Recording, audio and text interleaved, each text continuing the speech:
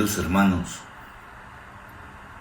con un poco de vergüenza me atrevo a dirigirme a ustedes a través de estos medios de comunicación ante preguntas de mis hermanos obispos sobre algunas circunstancias que la pandemia ha puesto de manifiesto en relación con la liturgia. He creído conveniente, probablemente para algunos les parezca un atrevimiento, dar o colaborar con algunas reflexiones para clarificar en la medida de lo posible. No pretendo en ningún momento tomar decisiones, no pretendo en ningún momento dar elementos definitivos, sino simple y exclusivamente dar algunas aportaciones que nos permitan entrar en diálogo. Los señores obispos, algunos de ellos me han preguntado sobre la comunión en la mano, sobre la comunión en la boca, sobre la comunión de rodillas y, ahora último, sobre la comunión recibida en un pañito que se pone entre las manos para recibir ahí al Señor. Esto nos plantea determinadas cosas. Yo quiero aprovechar esto para dar la instrucción que aparece en los libros litúrgicos antiguos, por lo tanto, en la tradición de la Iglesia. ¿Qué es lo que se ha dado? ¿Cómo se ha dado? Pero partiendo de una cosa, de que estamos también, a raíz del Concilio Vaticano II, en una renovación de la misma liturgia. Y una renovación que ha tenido como punto de partida un elemento muy propio del Concilio Vaticano II que se llama el regreso a las fuentes.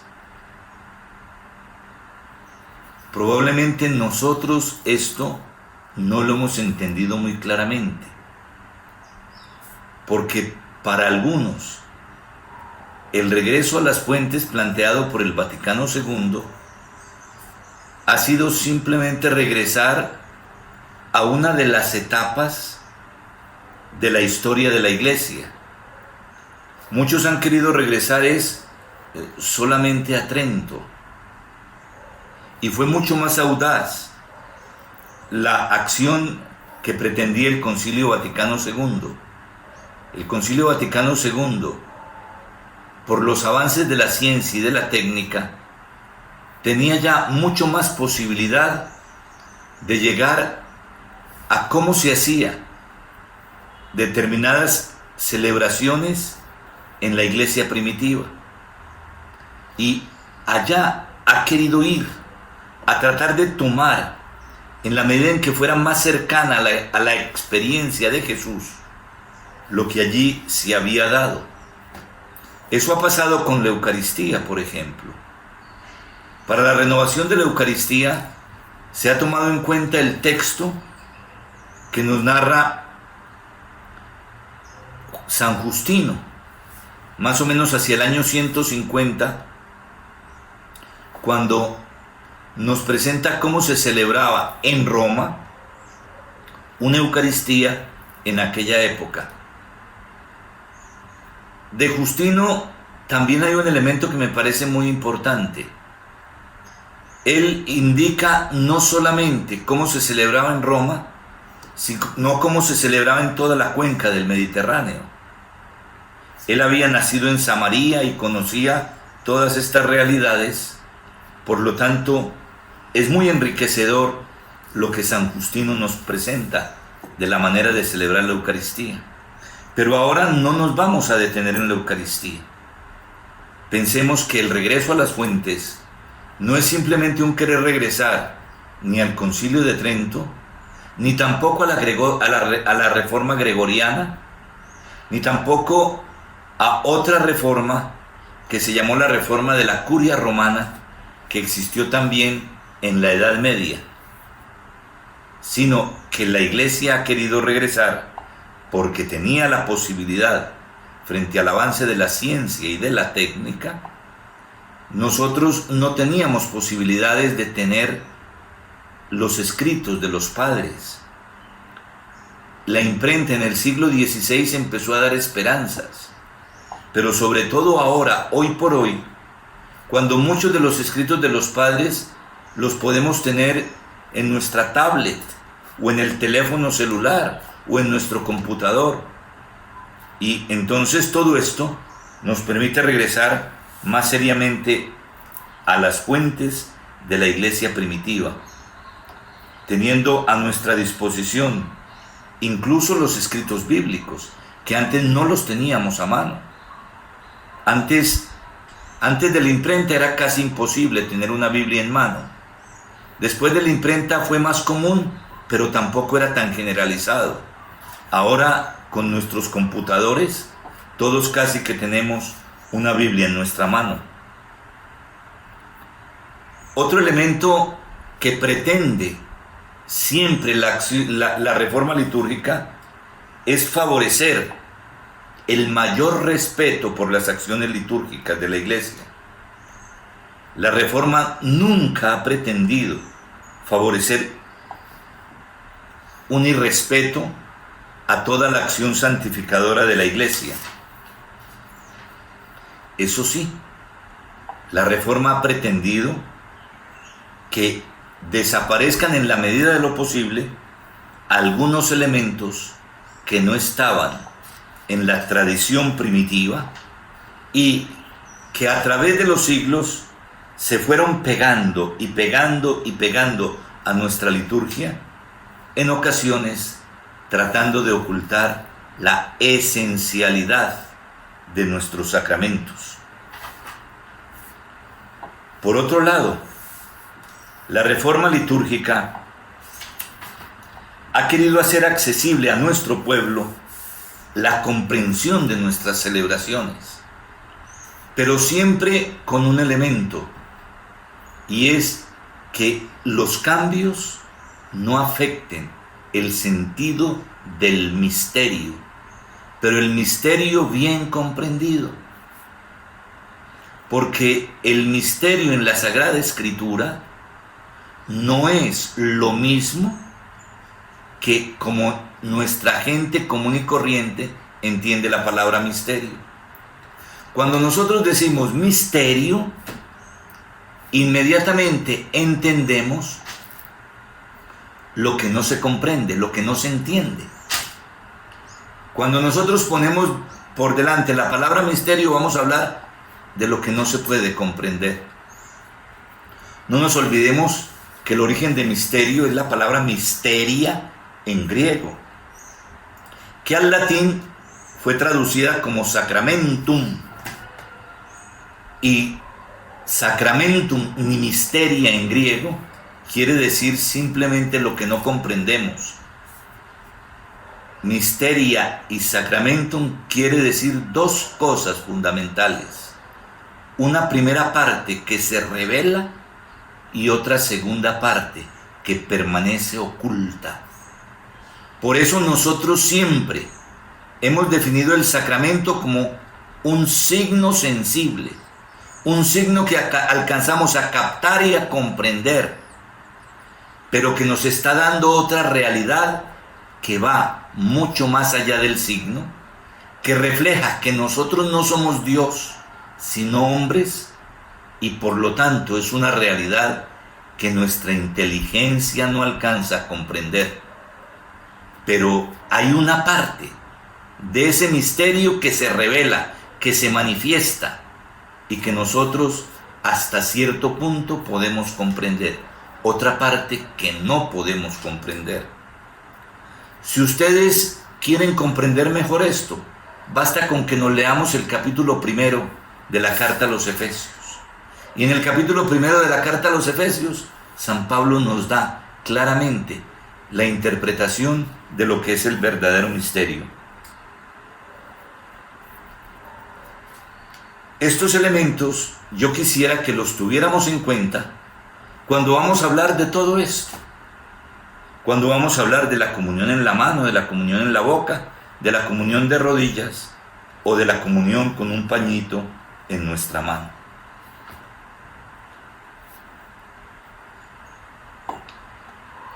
El primer testimonio de cómo se recibía la comunión en la iglesia la tenemos en la tradición apostólica de Hipólito. Allí se nos va a decir que la comunión se recibe de pie y en la mano. Dice Hipólito: el domingo el obispo, si es posible, distribuirá con su mano la comunión a todo el pueblo, mientras que los diáconos hacen la fracción del pan. Los presbíteros colaboran en esta fracción. Cuando el diácono le trae la Eucaristía a los presbíteros, les presenta la bandeja y el presbítero la tomará él mismo y luego la distribuirá a su pueblo. De sus manos pasará a las manos del pueblo. Y entonces el pueblo la tomará de sus manos y la llevará a la boca. Esto lo dice el domingo. Pero después tiene una nota diciendo: los otros días se comulgará siguiendo las instrucciones del obispo. Eso dice la tradición apostólica de Hipólito en la manera de recibir la comunión. No dice absolutamente nada de si los otros días de la semana se recibe en la boca.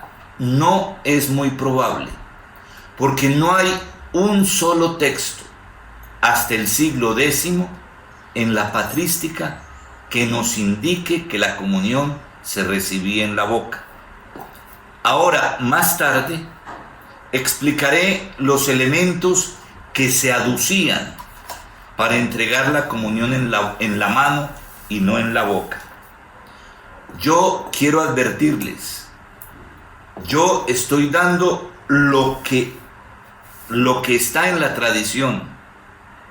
Yo no estoy tomando partido ni por darlo en la mano ni por darlo en la boca. De modo que yo solamente me limito a ofrecer los elementos que nos da la tradición de la Iglesia. Hay además una carta del Papa Cornelio en relación con los problemas del cismático obispo novaciano, que confirma las indicaciones y las informaciones que nos da la tradición apostólica. E insiste: la comunión se recibe estando en pie y en la mano. San Cipriano nos dice que el fiel recibe el pan sobre la palma abierta de la mano, cierra la mano y la vuelve a abrir cuando ha regresado a su puesto, y en su puesto la consume. Eso es lo que dice San Cipriano. Por su parte, San Cirilo de Jerusalén dice: no te acerques pues con las palmas de las manos extendidas, ni con los dedos separados, sino que poniendo la mano izquierda sobre la derecha, a modo de un trono, que ha de recibir al Rey, recibe en la concavidad de la mano el cuerpo de Cristo, diciendo amén. consúmelo a continuación, mirándolo con ojos de santidad y cuidando que nada se pierda de él, pues todo lo que se te caiga, considéralo como quitado a tus propios miembros. Pues dime, si alguien te hubiese dado limaduras de oro, ¿no las cogerías con sumo cuidado y diligencia, con cuidado que nada se te perdiese y resultases perjudicado? ¿No te preocuparías mucho más cuidando y vigilando que no se te caiga ni siquiera una miga, que es mucho más valiosa que el oro y que las piedras preciosas? En la iglesia griega, esta tradición de recibir, como lo indicaba Cirilo de Jerusalén, la comunión, permaneció durante mucho tiempo. Teodoro de Mopsuestia también nos confirma este mismo parecer. En Occidente, San Agustín dice que el cuerpo de Cristo se recibe con las dos manos. Esto lo encontramos en su escrito contra Parmeniano, en el libro segundo, en el número 7 y en el parágrafo 13. En este tiempo es necesario tener en cuenta una cosa. En los tiempos, más concretamente en los tiempos de Cesáreo de Arles, porque es el único testimonio que aparece del pañito blanco que ahora muchos han querido resucitar para recibir la comunión.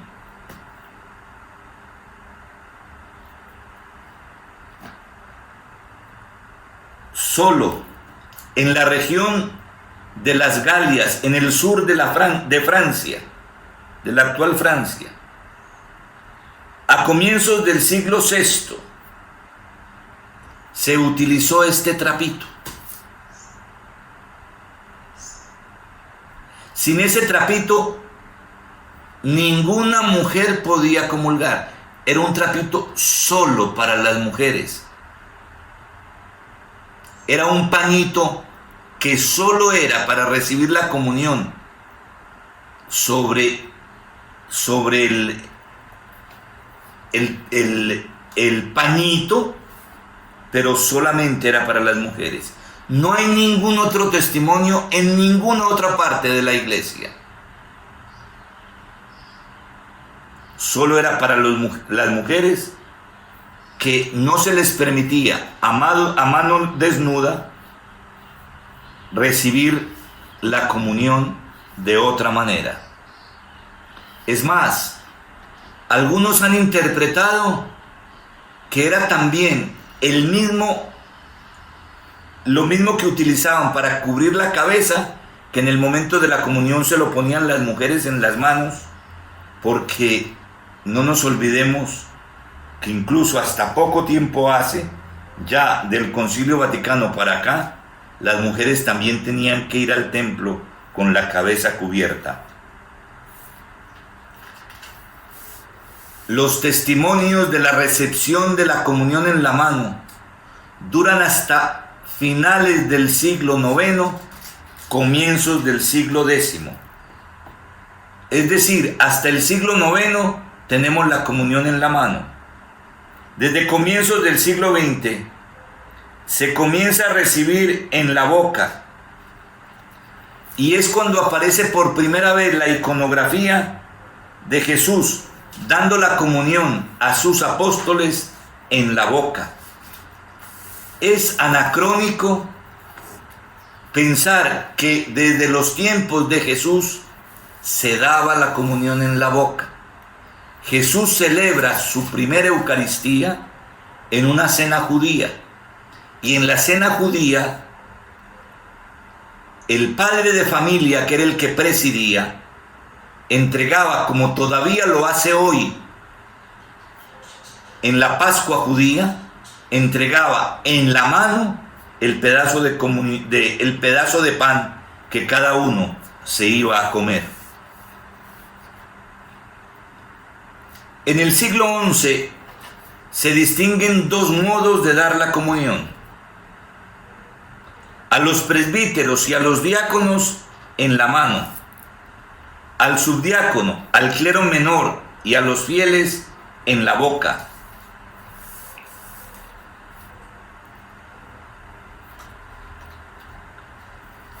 Tengamos en cuenta otro elemento que creo que también es importante que nosotros lo analicemos.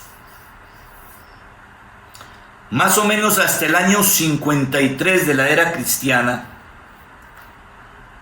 la Eucaristía se celebraba una sola vez al año. Se celebraba el día de la Pascua y no más.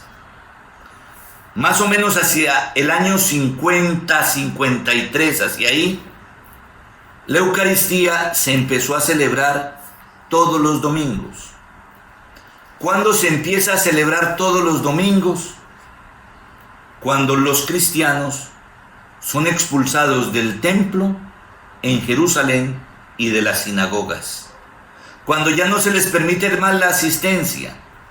Tenemos que saber que la mayoría de los cristianos en esta época eran judíos. Por lo tanto, ellos participaban de la Eucaristía anual y seguían participando los sábados en su reunión sabatina, en su reunión judía.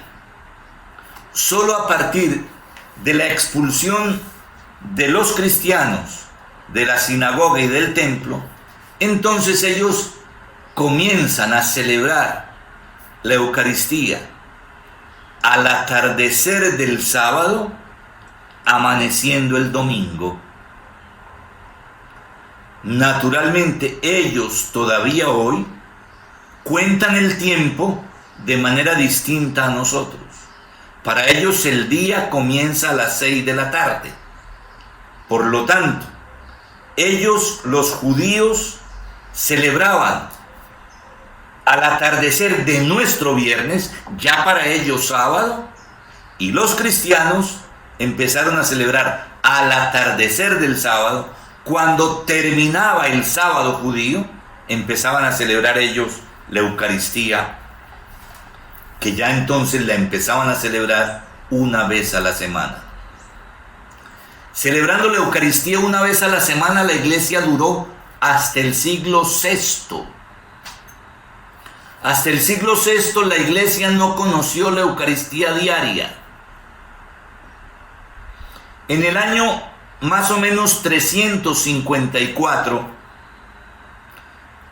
¿qué sucede?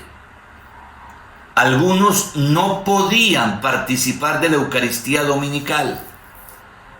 Entonces la iglesia, con cierta condescendencia, pero con rigor también, permitió que se celebrase una Eucaristía el día miércoles. Pero en conciencia tenía que ser para los que no podían participar de la Eucaristía el domingo. No nos olvidemos, todavía estamos en el tiempo en que la Eucaristía se celebraba en comunidades pequeñas, en las casas, donde en cada una había como tal un presbítero que había recibido la imposición de manos para celebrarle a su comunidad y para presidir con su comunidad la Eucaristía. Cuando ya con Teodosio en Oriente y con Graciano en Occidente se da la conversión del imperio por decreto, el número de los cristianos aumenta y se empieza a celebrar, además del miércoles, otra Eucaristía los viernes. Pero esas dos Eucaristías se miraban como excepción y no se miraban como lo normal. Los que podían celebrar solamente el domingo, celebraban el domingo. Los que no, lo celebraban solamente o miércoles o viernes o ya el domingo mismo. Así duramos hasta el siglo VI. En el siglo VI hay una situación un poquito complicada y es lo de la penitencia tarifada. Entre las tarifas de la penitencia se empezaron a colocar un número elevado de misas que el penitente que tenía dinero tenía que mandar a celebrar. Era un número abultado de misas. Y entonces se empieza a dar un fenómeno. Primero, para que se puedan celebrar todas esas misas, se empiezan a ordenar presbíteros a los monjes. Y en los monasterios, entonces hay monjes que se pasan el día entero celebrando las Eucaristías. Como esto empieza a llevar adelante la riqueza de los monasterios, entonces también ya cuando empiezan a aparecer las diócesis y las parroquias que lo hacen precisamente en el siglo VI, entonces ya también el clero diocesano le pide a los obispos que no le dejen ese privilegio solamente a los monjes, sino que también les den a ellos la posibilidad de celebrar estas Eucaristías de la penitencia tarifada. Las Eucaristías de la penitencia tarifada son las que dan origen a la Eucaristía diaria. La Eucaristía diaria en la Iglesia la salvaron los santos de la época. Porque los santos de la época empezaron a vivir con grande devoción la Eucaristía. El Papa tuvo que intervenir frente a los abusos que se estaban presentando, porque había sacerdotes que celebraban hasta 32 Eucaristías diarias. Por eso, el Papa tuvo que intervenir, prohibir las 32 Eucaristías, permitir solamente una Eucaristía diaria por presbítero, con una única intención. Sin embargo, como hecha la ley, hecha la trampa, se inventaron algunas ridiculeces, como fue la tal misa seca, donde seguían recibiendo las mismas intenciones que habían hecho, no faltaban a la ley que les había puesto el Papa, simplemente comenzaban la Eucaristía, iban hasta la presentación de las ofrendas y volvían a regresar al inicio tantas veces como intenciones tuvieran. Hacían una sola plegaria eucarística y después volvían a seguir la Eucaristía hasta el final, también según el número de intenciones que tenían. Hecha la ley, hecha la trampa. De modo que, gracias a los santos, la Iglesia pudo tener el verdadero sentido de la Eucaristía diaria. Porque el origen de la Eucaristía diaria se convirtió en un negocio. Esto tenemos que tener en cuenta otra cosa. En todas las Eucaristías no todo el mundo podía comulgar.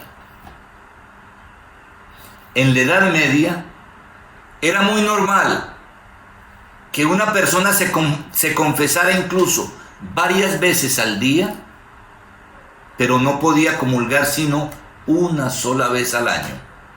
solo estaba permitido al pueblo comulgar una sola vez al año.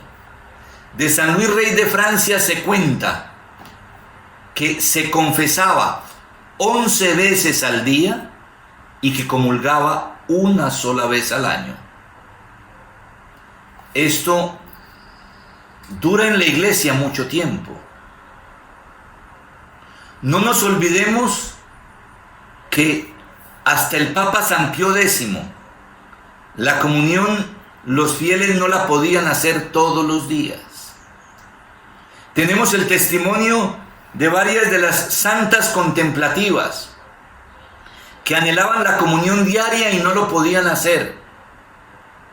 A Santa Teresita del Niño Jesús, el Papa León XIII le da un permiso especial y muy especial donde le permite comulgar 3 veces a la semana.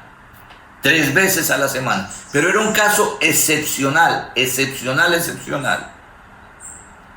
Lo más normal era que solamente pudiera comulgar un laico una vez a la semana. La comunión diaria para el pueblo, aparece con San Pío X. San Pío X fue de verdad un reformador enorme en la vida de la iglesia. Sin embargo, fijémonos una cosa. Hasta que no se empezó a recibir en el siglo XI la comunión de rodillas, hasta ese momento, hasta que no se empezó en el siglo XI a recibir la comunión en la boca, no se empezó tampoco a recibir la comunión de rodillas.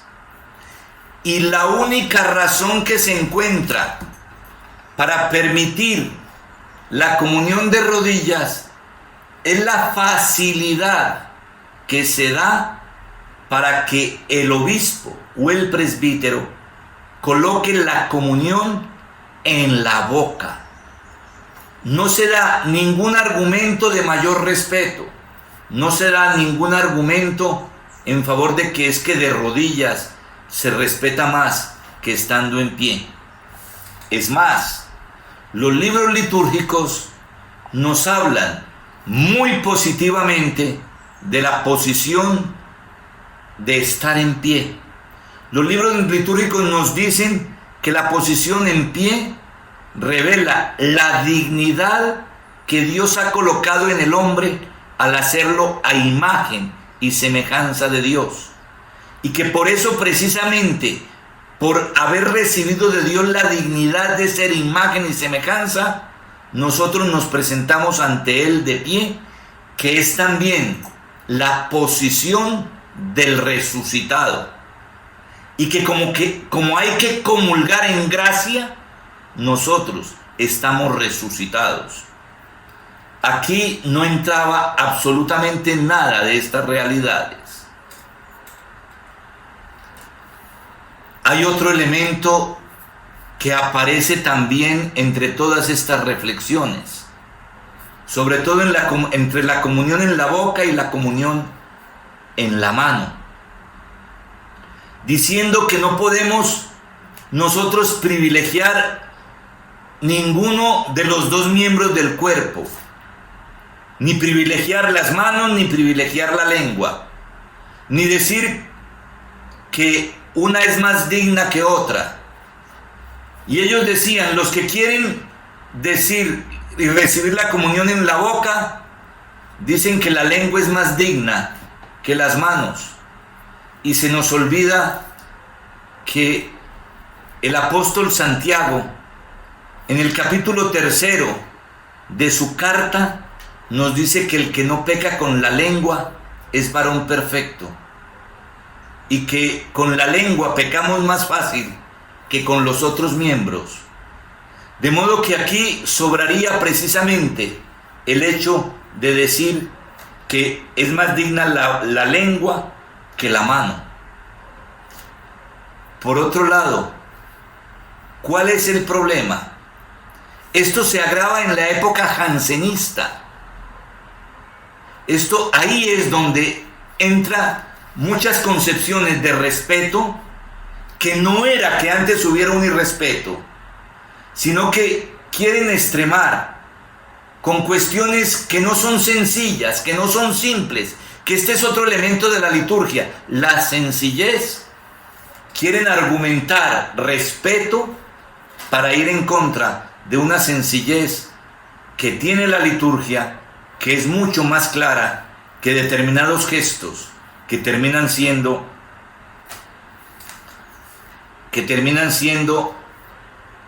otra cosa distinta. Por otro lado, y esto es también de la vida común, recibir la comunión en la mano era otro de los argumentos que existían. Significa también, en parte, nuestra madurez en la fe. ¿Por qué nuestra madurez en la fe? Nuestra madurez en la fe porque solo los niños pequeños reciben la comida ordinaria en la boca. Alguien se las da, o el papá o la mamá o los hermanos, o alguien que está sirviendo, o la niñera. Le dan en la boca al niño, pero el día en que el niño puede ya por sí mismo llevarse la comida a la boca, ese mismo día incluso se celebra, se le aplaude al niño, porque ha llegado ya a una edad más respetable. Estos son elementos que es necesario colocar de frente. La comunión, entonces, de rodillas empieza solo por comodidad. No hay ningún otro elemento en los libros antiguos que nos permitan decir otra cosa distinta.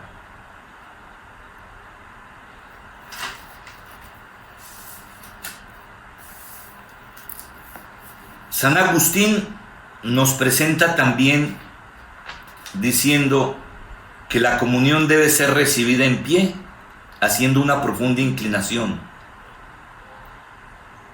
En Oriente se recibe en pie, pero se permitía también una postración anterior, en sentido de humildad profunda.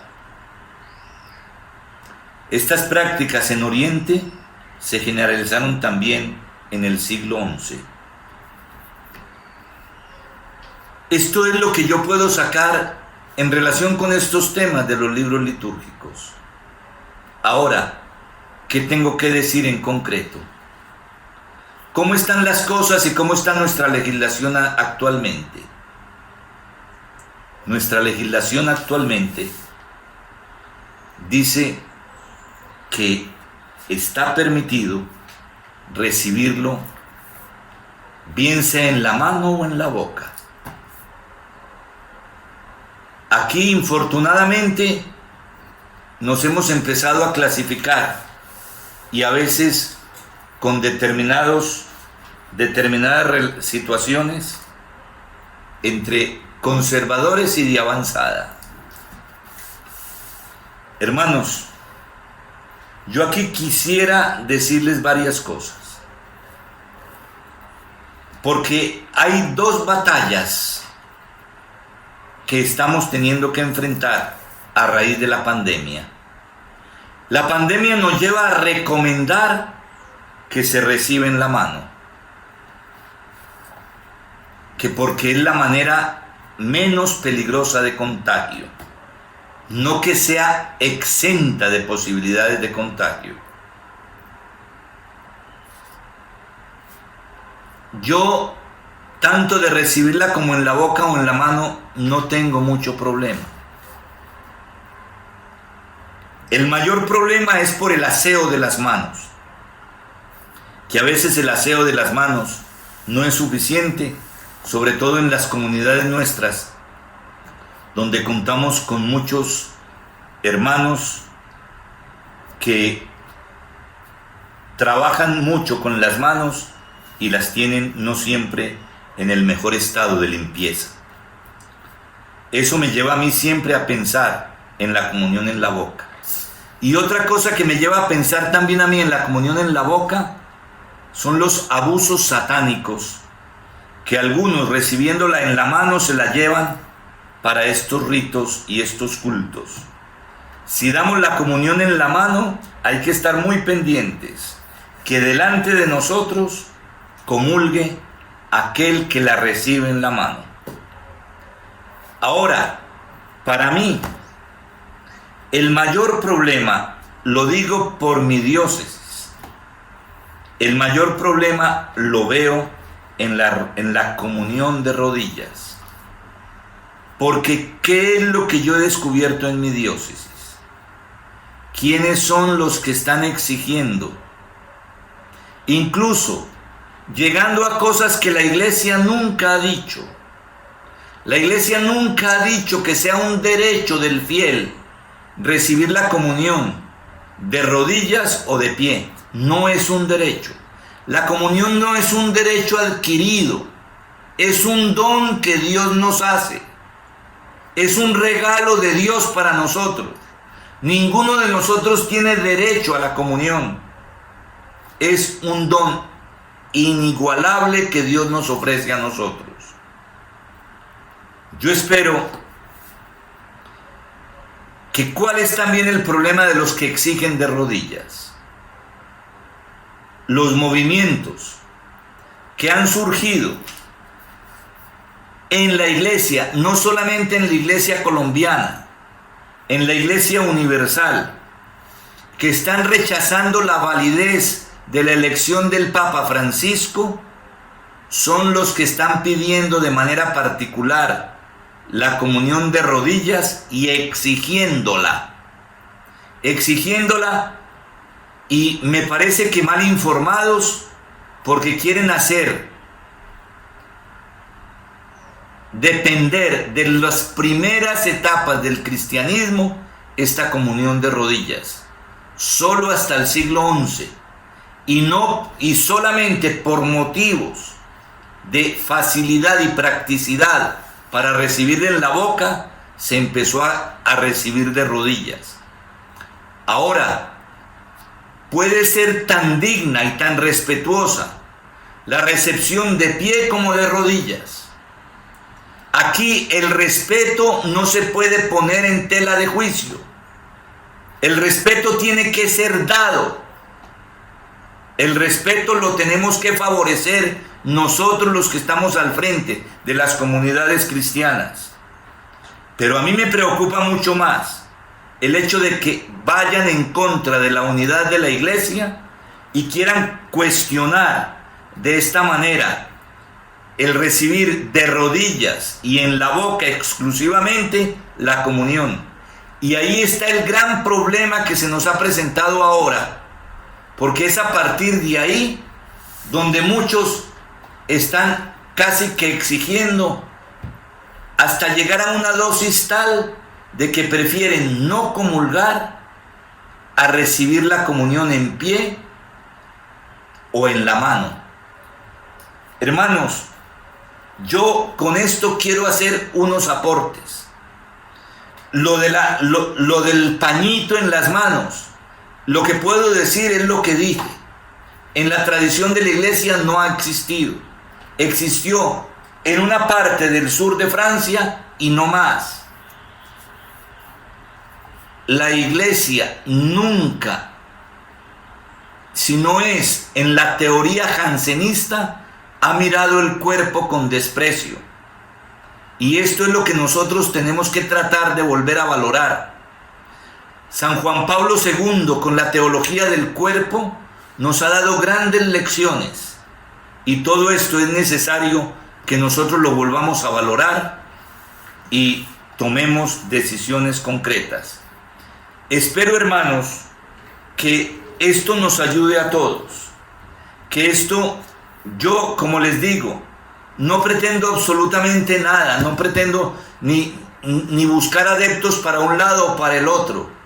Busco solamente empezar a ventilar una situación que se nos está presentando y que exige nuestra reflexión.